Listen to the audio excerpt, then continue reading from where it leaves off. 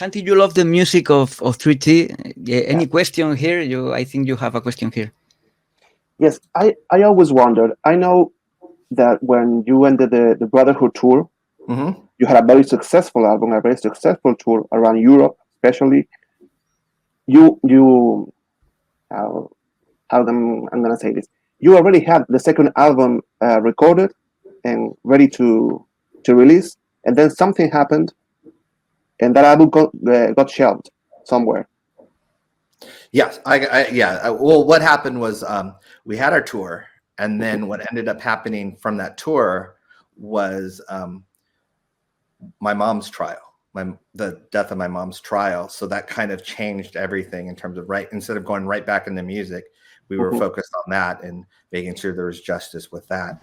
Once that ended, which it almost took us some time to get back into the music, but then we started recording again. By the time we had finished our second album was when Michael was having that big public dilemma with Sony that everyone knows about.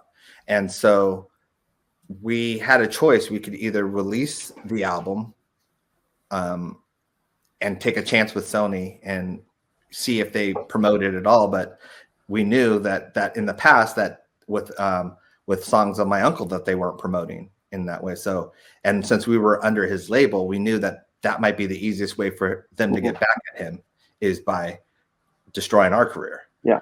So it became a waiting game. So then we chose to wait and wait, and years passed by, and we were told at times that we were going to go to another label, which we never did.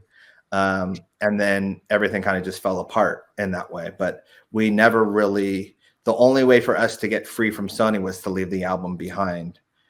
Which is what we ended up doing, and we finally became free. We had another option, which was not an option, which is we could have sued our uncle and Sony, and we didn't want to sue our uncle, so we had to do that way in terms of waiting it out to the point where we weren't that valuable to Sony anymore, and then that's when they let us go, basically, even though they kept our album.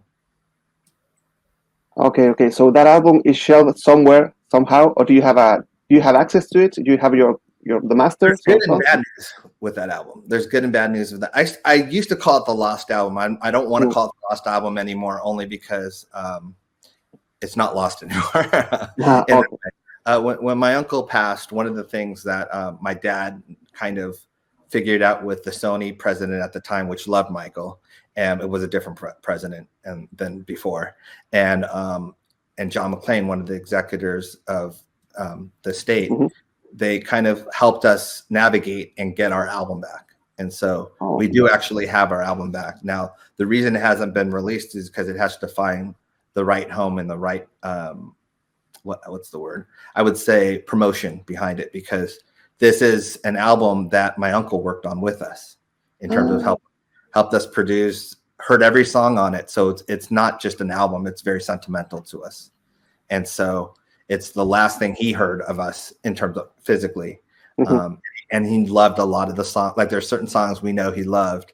It's almost deja vu with what my mom had dealt with, which was with Brotherhood. She heard a lot of the songs and she fell in love with a lot of the songs. And so it was more than just an album for us. And that's the same thing with this album, the Lost Album, or what there's different names of it.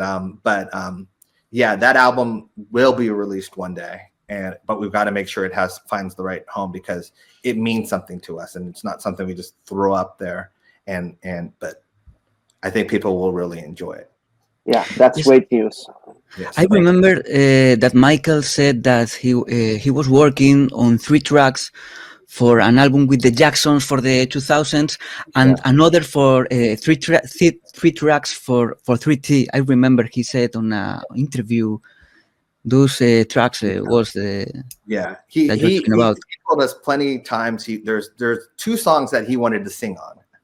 Unfortunately one of them he didn't get to sing on at all. The other one he sung backgrounds on, but it's somewhere in the Sony masters, because it was during when he was recording as well, and so we ended up doing it at his studio and everything like that. So it's in the Sony vault somewhere of his voice on one of our tracks.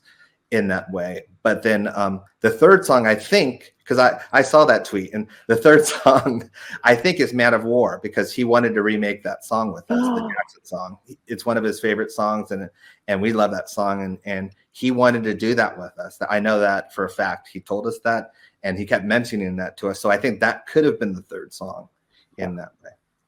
Whoa. I'm sorry, I just have to say, on your grandma's book, Catherine, she says she loves Men of War. Yeah, it's great message, and it's a great song. And the Jacksons do it on their tour as well, which is but yeah, that was that. And he also wanted us to remake Burn This Disco Out.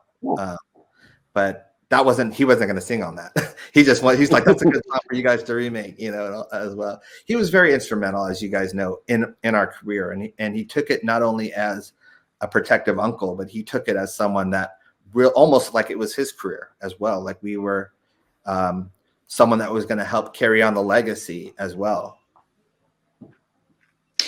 Okay, and changing the topic, what about the new album of your father, Love One Another? It's great, no? I think it's a great song, right?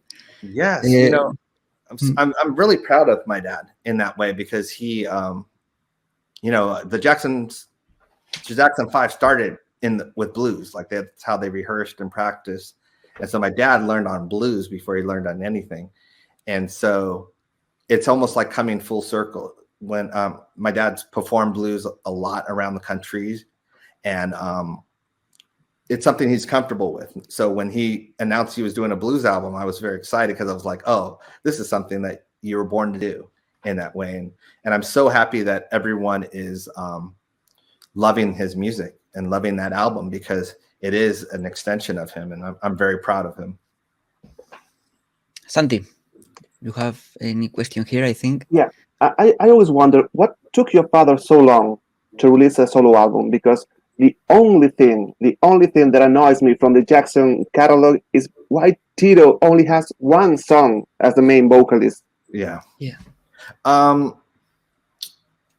My dad just, when it came time, when there's those times off where, all the rest of the brothers released solo albums, my dad focused on 3T. That was the honest truth. My dad was there teaching us how to use the equipment, how to harmonize, how to vocalize, and all that. And that's one of the things why we're so appreciative of him, because he could easily have done a solo project and an album on his own, but instead he put it into his boys. Okay.